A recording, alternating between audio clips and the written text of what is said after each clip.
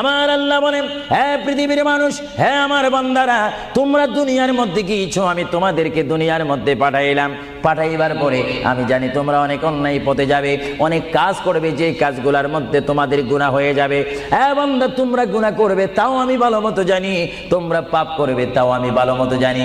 বান্দারে, পাপ করার পরে, গুনাহ করার পরে একাই কি মসজিদের মধ্যে তোমরা কেঁদেছো, রব্বানা যালামনা, বলেন রব্বানা যালামনা আনফুসানা ওয়া ইল্লাম তাগফির লানা ওয়া তুরহামনা লানাকুনান্না মিনাল খাসিরিন বলে বলে মসজিদে কেঁদেছো, আসরের নামাজ পড়ে কেঁদেছো, যোহরের নামাজ পড়ে কেঁদেছো, মাগরিবের পড়ে কেঁদেছো, এশার নামাজ পড়ে কেঁদেছো। এ বান্দা, নামাজের মুসল্লা যখন বসে যাও, আমি আল্লাহকে তোমরা বারবার বল, আল্লাহ আমার গুনাহ মাফ করে দাও।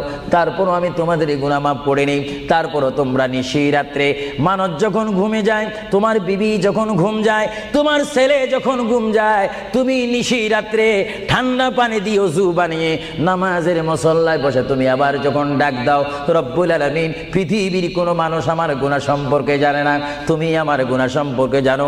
আমি এমন গুনাহ করেছি আমার বিবি জানে না, বিবি গুনাহ করেছে আমি জানি না। আল্লাহ, তুমি সব কিচ্ছু জানো। হে আমার প্রভু, তুমি আমাকে মাফ করে দাও। আমার আল্লাহ বলে, তারপরও যদি তোমাদেরকে আমি মাফ না করি, তারপরও বান্দা, তোমরা আমার রহমতের দরজা থেকে ফিরে যাইও না। আমি তোমাদেরকে হুকুম দিচ্ছি, ওয়ালাউ আন্নাহুম ইয যালামু আনফুসাহুম জাউকা, বান্দারে, যদি গুনাহ করে ফেলো, আমার রহমত থেকে মুখ ফিরে তুমি চলে যাইও না। বান্দা, আকাশ পরিমাণ যদি গুনাহ করো, পাতাল পরিমাণ যদি গুনাহ করো, সাগরের পানি পরিমাণ যদি গুনাহ করো, পাহাড় তুলনায় যদি তুমি গুনাহ করো, আমার দরবার থেকে তুমি নিরাশ হইও না।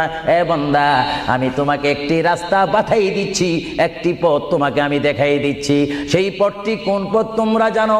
ওয়ালাউ আন্নাহুম ইয যালামু আনফুসাহুম জাউকা, বান্দারে, যখন তোমরা বরবাদ হয়ে যাবে, তখন তোমাদেরকে একটা পথ আমি তোমাদেরকে দেখাই দিলাম।